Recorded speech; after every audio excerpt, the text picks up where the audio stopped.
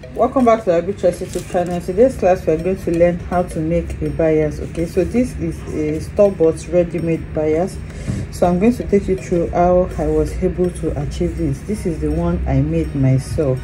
Okay, it's a homemade bias, and we're going to be using just her fabric. You just need your fabric and a regular safety pin to do this. We're going to learn how to make this without a bias maker, and then you're also going to need your iron. I use this steam hand iron to do mine. It's a very simple tutorial and it's beginner friendly. This is something you like to learn. Kindly stay tuned to the end of this tutorial. Thank you. Okay, so making this is very simple. You just need your fabric. Okay, I'm working with this liquid Mikado fabric, and what I'm going to do is just to cut in bias. Remember, we were trying to make a bias. Okay, so I'm going to divide this into two, like in a triangular form, just by folding like this. Then I'll divide into two. So I'm going to grab my ruler now, and then I'm going to connect from one end to the other on the triangular side, because we are cutting a bias. Okay, so now you can see how I'm marking this. So once I connect on this triangle form, I'm going to grab my scissors and then divide this into two. You can also just fold into two and then you cut by just folding in triangular form like this, and then you cut and divide into two. So after dividing it into two like this, I'm going to place them on each other, and then after cutting into two, we're going to be placing them on each other. I'm using this type of fabric because it has a true right side. You can see the right side shining and the wrong side is a bit dull. So in case you are working with an Ankara fabric, that's why I use this type of fabric that did not have the same on both the right and wrong side. We're going to be placing them on each other like this to sew. So when you are placing, you have to be mindful so that you don't go and sew on the wrong side. You make sure that you are placing the right side of both of the fabrics on each other like this, and then you sew on the wrong side. I don't know if you understand what I'm saying. This was it when we just cut it out. Okay, so now when you are placing them on each other, make sure you flip them in such a way that the right side are on each other. This is the right side like this. You place them on each other, and then we'll take it to our sewing machine and sew. Now we are going to be sewing on the wrong side so that the seam allowance is going to be on the wrong side.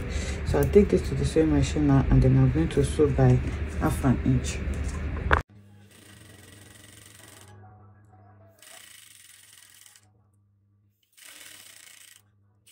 Okay, so I've gone ahead to sew it. You can see you just run your stitch just like I did on the machine.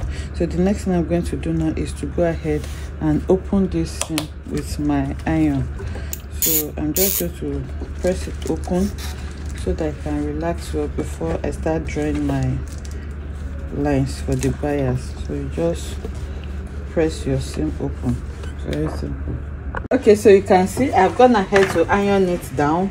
I've ironed the seams open. This is the right side, this is the wrong side. So the next thing now is to determine the width that you want for your bias. For this, I'm going to be using 1 inch. So the half of this, the length of this ruler is 2 inches. So here is 1 inch. So what I'm going to do is to go ahead and start marking 1 inch all round. I can see it here faintly. Okay, so if you don't have a ruler like this, you can just go ahead and use your tape to mark 1 inch. You start marking 1 inch, and then you connect like this. So I'm marking the 1 inch. I'm going to mark it all round, and then you go ahead and connect them together. So you can see I have marked 2 now. This is 1 inch, this is 1 inch. I'll go ahead and fill up the entire space. Okay, so you can see now that I have gone ahead to make the markings. So I have excess here on this lower part that may not be up to 1 inch, so I'm going to trim it off. So after trimming the excess that I have off here, we are going to take the 2 ends together, and then we go ahead and sew.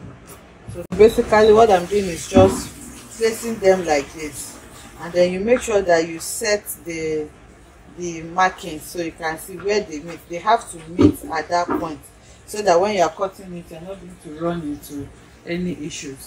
So now I'm just going to take them together now, and then I'll go ahead and pin them.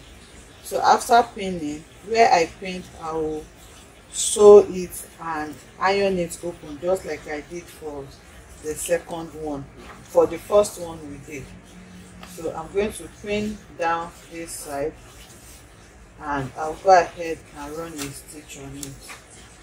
So don't get confused. You're going to take the two ends where the marking stops together like this, and then we'll go ahead and run your stitch there. Okay, so you can see now that I've gone ahead to sew it, and then I ironed open the seams. So now the next thing is for you to go ahead and start cutting it. So to start cutting, I'm going to start from this end that is not completely closed. So I'll start cutting following the marks that I already made there. So this way you're going to have a continuous strip of bias. It's not going to cut. So you can make this as big as you want. You can make your fabric as long as you want as well. So I'm just going to go ahead and cut continuously like that. You can see that it's joined together. You can see it's not going to cut, it's going to be joined together. So I'll go ahead and cut out everything completely following the marks that I already have there. So you're going to cut and follow those markings.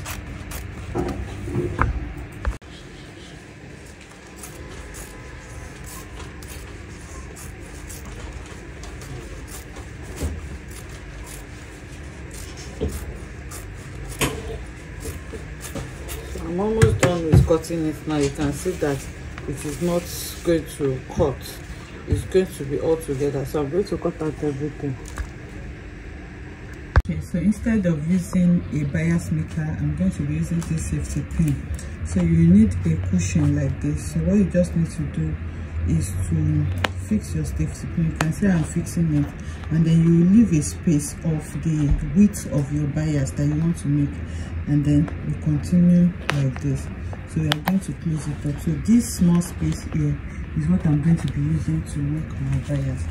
Okay, so now you're going to, depending on the width of your bias, you're going to fold it how you want your bias to come out, and then you find a way to tuck it on here. So I'm just going to use my scissors to raise the pin a bit and then drag it outwards like this.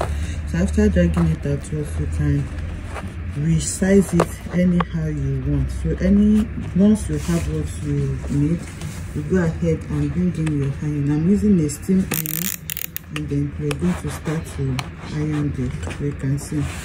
So now once you iron, you're going to drag it till you have it outwards. You keep ironing like this, and then you drag and you keep ironing. So now I'm applying a little steam so that it can hold it down for me. So once I have it outside like this, I don't need to drag again. You just, once you drag it, the pin, the safety pin that you have there, the way you have just manipulated it, that is how it will keep coming out like that. So if you want to apply steam, you can apply it, and then you keep dragging, and then you have your bias. You can see how I'm dragging this now. I'm no longer lifting up my iron. I'm just dragging the fabric under the iron, and I will keep ironing it just like this. So you can see how the bias is forming for me.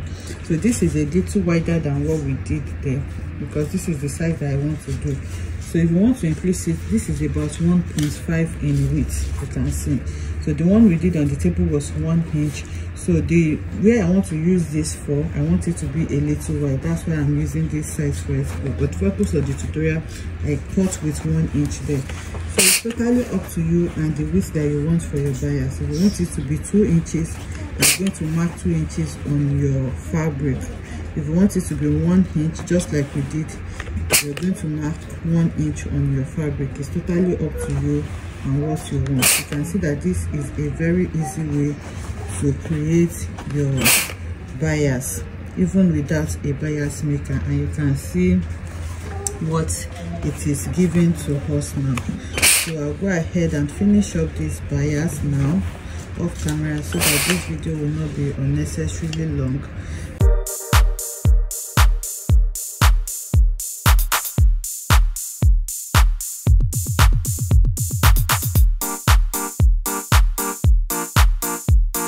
Okay, so this is what our bias looks like now. You can see how beautiful this is looking.